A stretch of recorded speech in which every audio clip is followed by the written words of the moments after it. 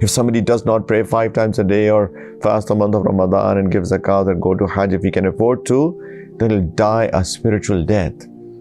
People don't even know the meaning of Surah Al-Fatiha. They're just reciting it like a parrot. This is simahum fi wujuhim. Some people say, oh, this, this mark on because of sajda. Lowering the gaze has direct relationship with guarding the private parts. Direct relationship. People who watch pornography and immoral things, they don't guard their private parts. But look, he's saying, look at the character of a boy, not just Lamborghinis and Audis and whatever, Mercedeses.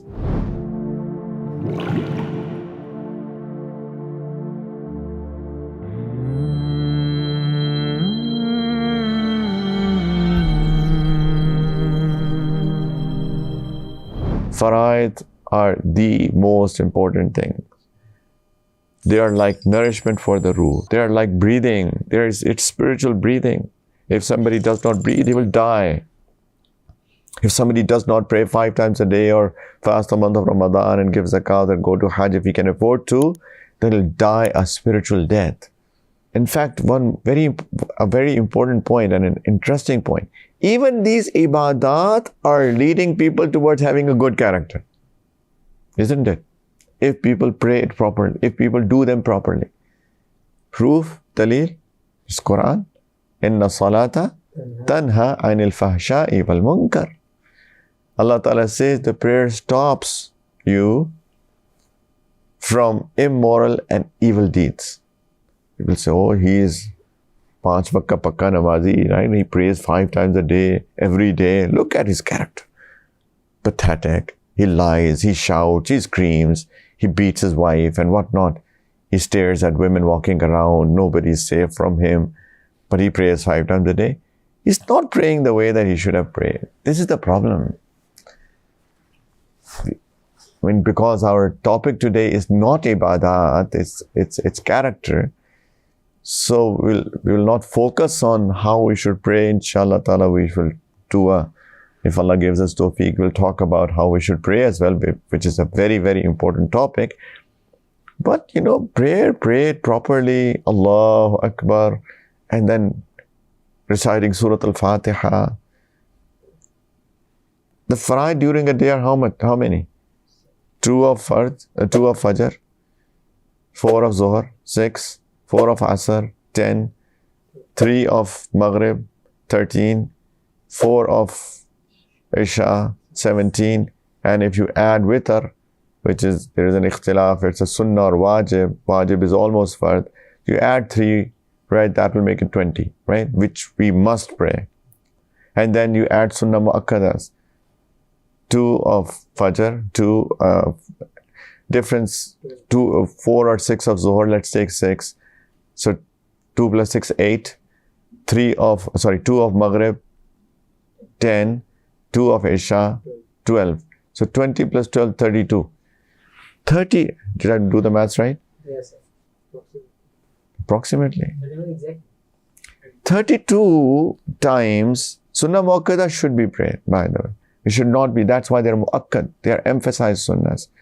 One should not leave them without an excuse. Yeah, if somebody has an excuse, he's traveling or he's running, going into a meeting or something, he does not have time to do so. So in case of an excuse, they can be left out. But normally, generally, they should not be left out. Leaving them unnecessarily or without an excuse, of course, that is a sin as well, to leave them out, altogether. So 32 times, one is reciting Surah Al-Fatiha every single day. How is it possible if we recite that with our heart, asking Allah Ta'ala for guidance? Ya Allah, guide me. Ya Allah, guide me. Ya Allah, guide me. You alone do I worship. You alone do I ask for help.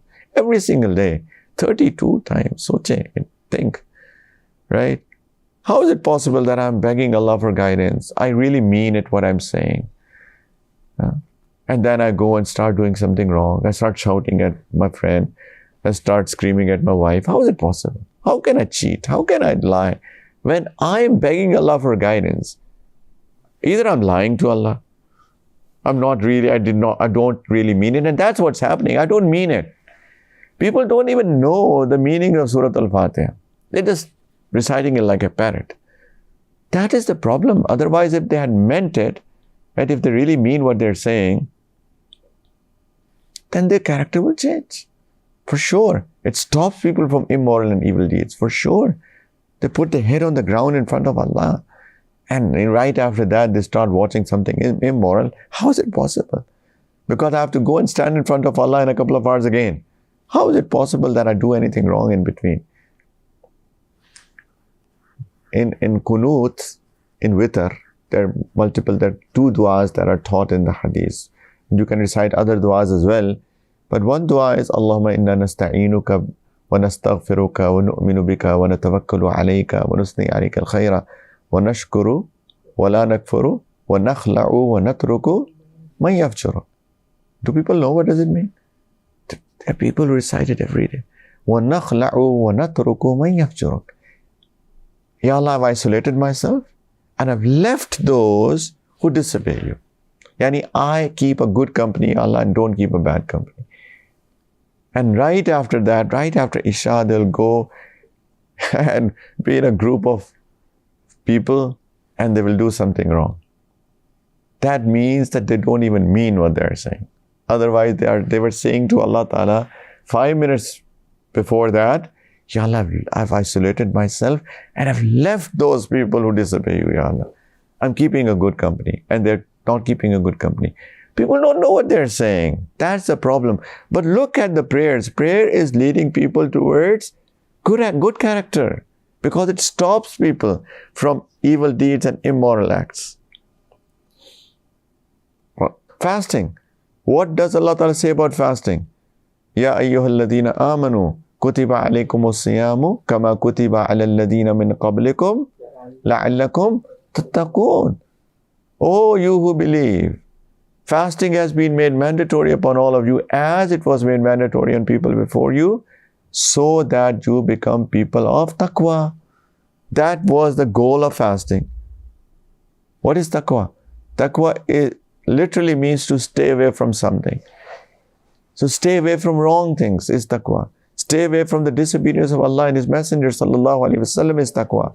Staying away from the wrath and the anger of Allah is taqwa. That's what taqwa is. Allah Ta'ala says fasting has been made mandatory upon you so that you become people of taqwa. In other words, you leave all the wrongs. And subhanallah, as the first of Shawwal comes, Eid al-Fitr, Shaitan comes out and we say, oh, we miss you so much. What did we do in Ramadan? Right? What was our goal in Ramadan? If we had spent Ramadan the way that Allah Ta'ala wanted us to spend Ramadan, we would have become a person of good character. Zakat. خُذْ مِنْ أَمْوَالِهِمْ صَدَقَةً تُطَهِّرُهُمْ وَتُزَكِّيهِمْ بِهَا. Allah Ta'ala says to the Prophet ﷺ, take from their wealth charity, that is zakat, so that you can clean them and purify them with that, through that. Purification of the nafs. Tazkiyah of nafs is attained through zakat. Quran says so. You get rid of the spiritual sickness of bukhl, of stinginess. That is what zakat is for. Hajj. فَمَنْ فَرَضَ فِيهِنَّ الْحَجَّ فَلَا رَفَثَ وَلَا فُسُوقَ وَلَا جِدَالَ فِي الْحَجِّ وَتَزَوَّدُوا فَإِنَّ خَيْرَ الزَّادِ التَّقْوَى وَاتَّقُونِ يَا أُولِي الْأَلْبَابِ. Whoever has made Hajj mandatory upon himself, and he is now going for Hajj, Allah Ta'ala says, La rafasa, la fusuqa, la jidal. Right? There should be no immodesty, there should be no sins, no fusuq, la jidal, no fight, no argumentation in Hajj. And Allah Ta'ala says, when you pack your bags, وَتَزَوَّدُوا, make sure you pack your bags. فَإِنَّ خَيْرَ الزَّادِ التَّقْوَى. He said the best of the provision, the best thing that you pack is taqwa. Make sure you don't leave taqwa behind. Well, it also means that, you take things along so that you don't have to beg there. Because the taqwa is that you don't beg people. So, فَإِنَّ خَيْرَ الزَّادِ التَّقْوَى, the best zad, the best provision is taqwa. And Allah Ta'ala says, وَاتَّقُونِ, have taqwa of me, O my ibad. Ya ulil albab, O people of intellect. That's Hajj. Look into these faraid, these ibadat leading towards a good character. So we can understand from all of this that how important it is to have a good, spiritual being, a good moral person. That is goal. This is that building of our deen. When we spoke about the foundation being beliefs, the pillars being the faraid. And why are pillars? Pillars are to make sure that the building is strong. It remains intact. Look at the building. That these pillars, now we have just proven that through Quran, these pillars are holding on to the building of character, the building of interaction, social interaction, muasharat, the building of the muamalat, the contracts that we make. This is the building of Islam. Where are Muslims? Where are the Muslims? Where are people who have all of this together with good, strong fundamental beliefs, with very strong pillars, right? They don't miss out on any of their faraid.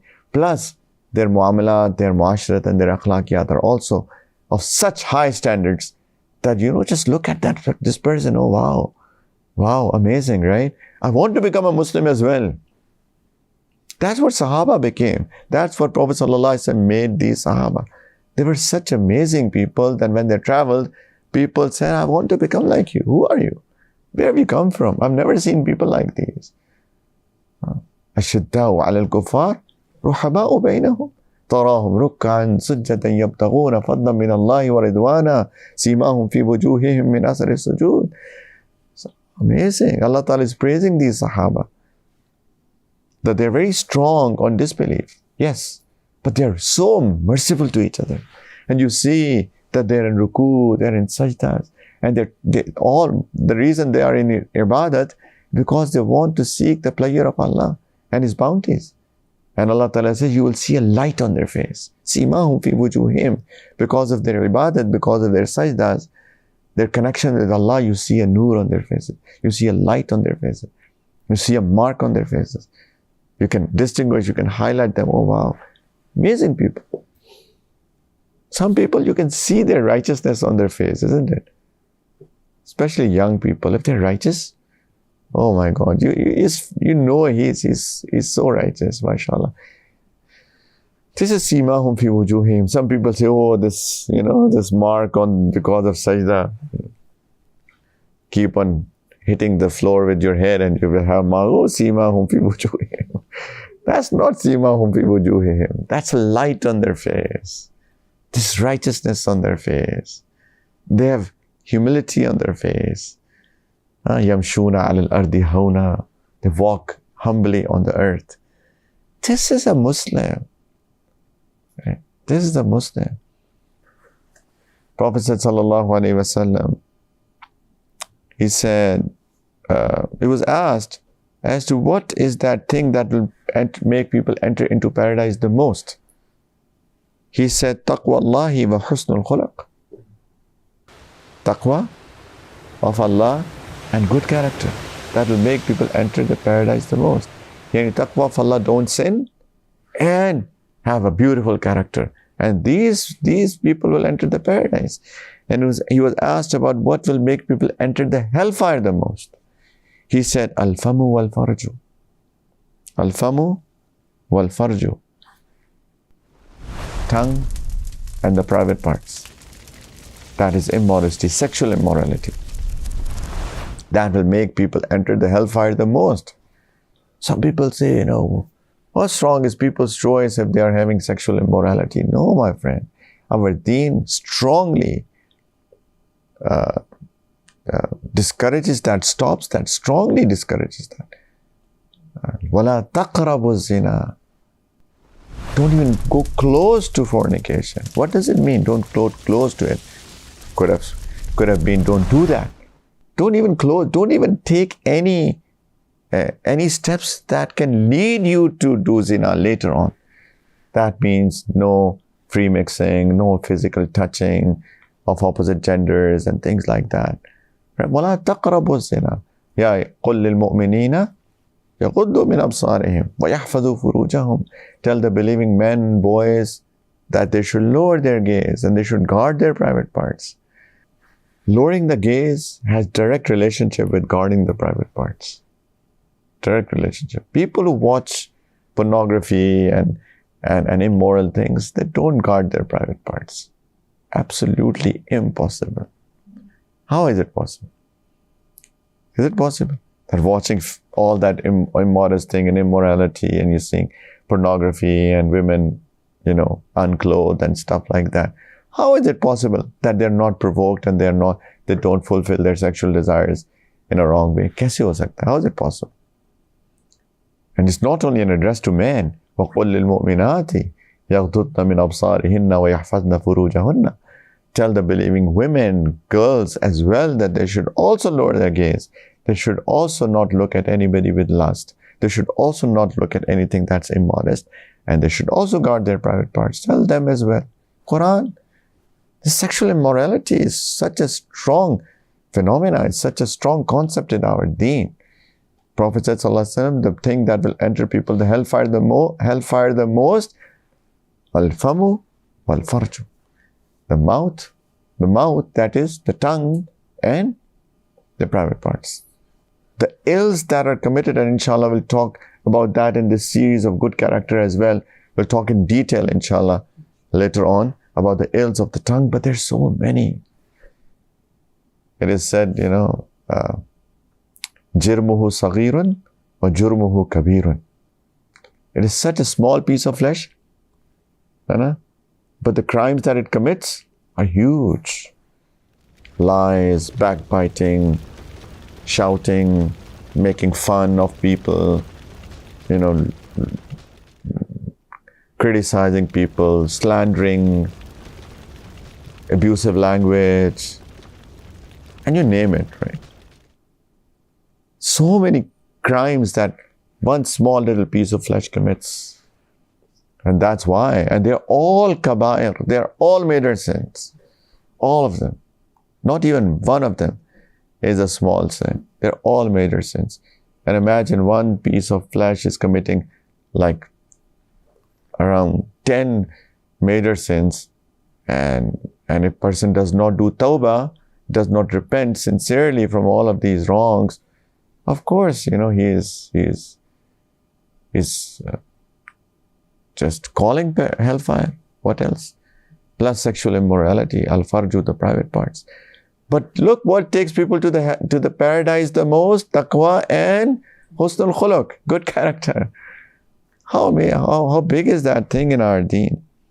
Prophet said, sallallahu alaihi wasallam, in one of the hadiths, he said, "Inna ahabbakum ilayya wa aqrabakum minni majlisan yawm al-qiyamati ahasinukum akhlaqan." That the most beloved of you to me, the most beloved to me from amongst yourselves, and the one who will be closest to me in sitting on the day of judgment will be the person with the best character. We all need the shafaat of the Prophet, right? Alayhi salatu wasalam. We all need that Prophet intercedes for us on the day of judgment. We all need that. I need it, you need it, all of us need it, right? Because we have so many shortcomings. And if Prophet says to Allah Ta'ala on the day of judgment, Ya Allah, he is from my ummati, Ya Allah, forgive him. And Allah Ta'ala will accept his shafaat, inshallah, in our favor. So we all want to be close to him, isn't it? So that he looks at us and he sees, oh, ummati, Ya Allah, please forgive him. And Prophet said, sallallahu alaihi wasallam, the most beloved to me from amongst all of you, and the one who will be closest to me in sitting on the day of judgment will be the one with the best character. And he said, وَأَبْعَدَكُم مِّنِّي يَوْمَ الْقِيَامَةِ وَإِنَّ أَبْغَضَكُم إِلَيَّ وَأَبْعَدَكُم مِّنِّي يَوْمَ الْقِيَامَةِ الثَّرْثَارُونَ وَالْمُتَشَدِّقُونَ وَالْمُتَفَيِّقُونَ قَالُوا يَا رَسُولَ اللَّهِ قَدْ عَلِمْنَا الثَّرْثَارُونَ وَالْمُتَشَدِّقُونَ فَمَا الْمُتَفَيِّقُونَ قَالَ الْمُتَكَبِّرُونَ. He said, the one that I dislike the most amongst you, and the one who will be furthest away from me in sitting on the day of judgment will be the one who talk a lot, and who just talks without thinking, and the one who is arrogant, mutakabbir. Allahu Akbar. And there are many, many ahadith. Prophet said, sallallahu alaihi wasallam, in one of the hadiths, the best among you is the one who has the best character. Or he said, أَكْمَلُ الْمُؤْمِنِينَ إِيمَانًا أَحْسَنُهُمْ خُلُقًا. He said, the one with the most perfect of iman, the complete iman, is the one with the best character. And then he said, وَخِيَارُكُمْ خِيَارُكُمْ لِنِسَائِهِمْ. The best amongst you, O men, is the one who is best with his wife. Must memorize, my young friends, this hadith. خَيْرُكُمْ خَيْرُكُمْ لِأَهْلِهِ أَوْ خَيْرُكُمْ خَيْرُكُمْ لِنِسَائِهِ. The best amongst you is the one who is best with his wife. But that's also character, isn't it? If I'm a good character, then I'll be good with my wife. Because once you get married, when you're living together, there'll be ups and downs, of course. There'll be things that I may not like of my wife. There'll be things that my wife may not like of me. But if a person has a good character, then inshallah, we'll deal with that in the best of the ways.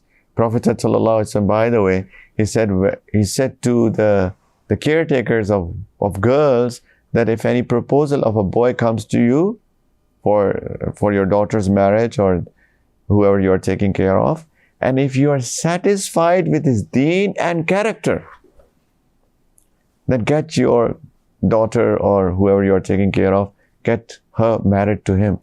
If you don't do that, then there will be corruption that will spread on the earth. Oh, come on, God.